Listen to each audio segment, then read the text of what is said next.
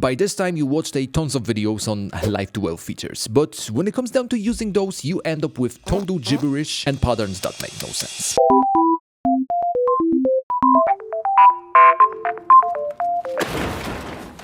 Just like one of my fellow subscribers said, the results are purely mathematical and algorithmic. And I totally agree with that. But then I spent a whole day to analyze possible use cases of MIDI tools to get back to you with something that is actually useful and easy to replicate. I came up with a cheeky way to make drop patterns, but first let's focus on two tricks that can be applied to literally any genre. So if you're addicted to Reese basses like me, chances are your bass lines sound similar from track to track.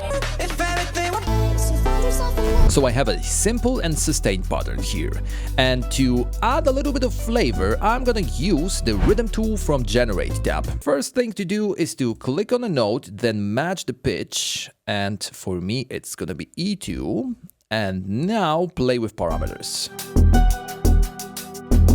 Try up different patterns. Increase the density a little bit. Now click on the second note and once again match the pitch, and then maybe try a different pattern here.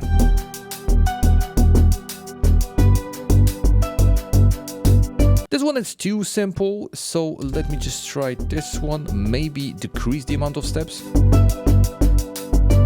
It's not a beat battle with 20 different melodies, so to keep a healthy ABAC structure, let me just copy this one here, and for the last note, once again try out a different pattern maybe. This one was at A. Why it's so sensitive? Okay.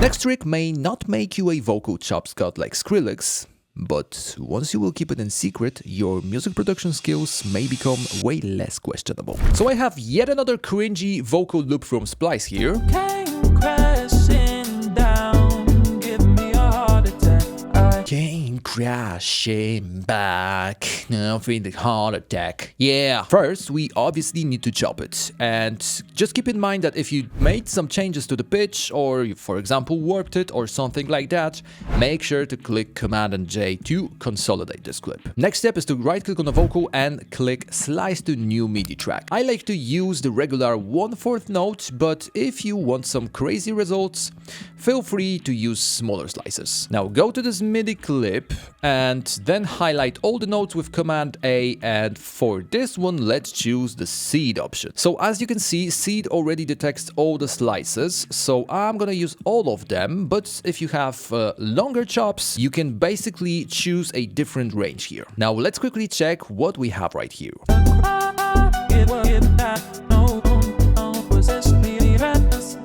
Not a bad result, and just keep in mind that everything comes down to your taste and creativity. Generating different patterns is as easy as just pressing this refresh button.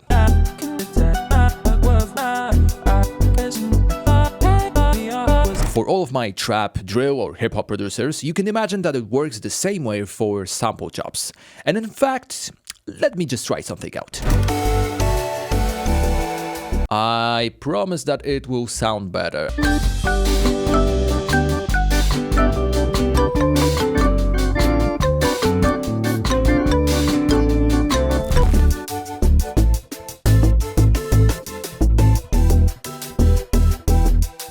Yeah, I used this sample intentionally since Virtual Riot might see this video again. Another approach to this is using a free Max for Live MIDI tool by Philip Mayer and Ned Rush. And let me just quickly chop this vocal thing once again. Then highlight all the notes, and once I will press the shuffle button,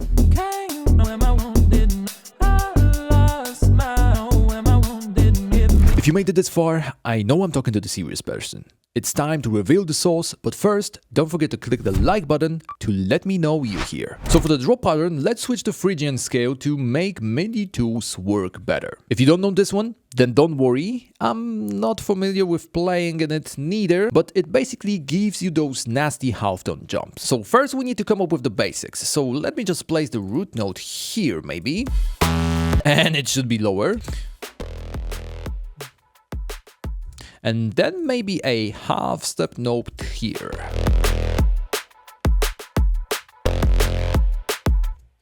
Then maybe another root note here. Now choose the Connect feature from Transform Tools, then highlight those two notes, let them spread by 1 scale degree, or maybe let's just stay with 0 scale degrees, so it basically gonna shuffle between those two notes. Meanwhile, you can obviously play with different variations and different parameters. Let's just stay with 1/8 rate and maybe generate. That's what I was talking about. Then maybe try a totally different one here.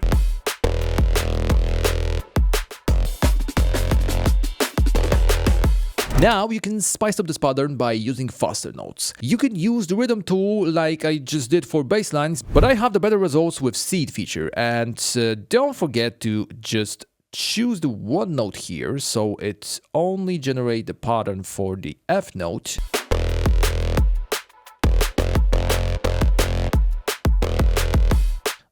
We can actually try something different here, so let me just make those two notes, then use the Connect feature once again, then just choose the different spread, like for example 3 scale degrees or something like that. Let me maybe just try the similar strategy here, but then just decrease the spread.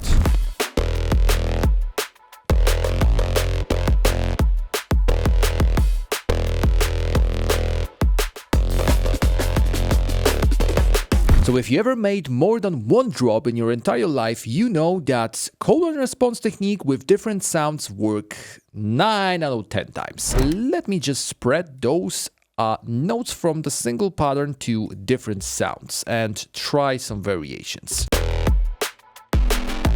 Then maybe this one.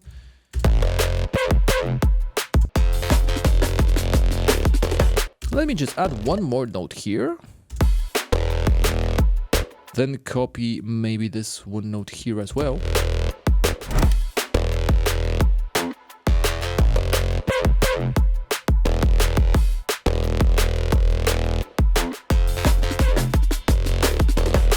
By the way, can we just appreciate how a simple sound design can turn a plug like this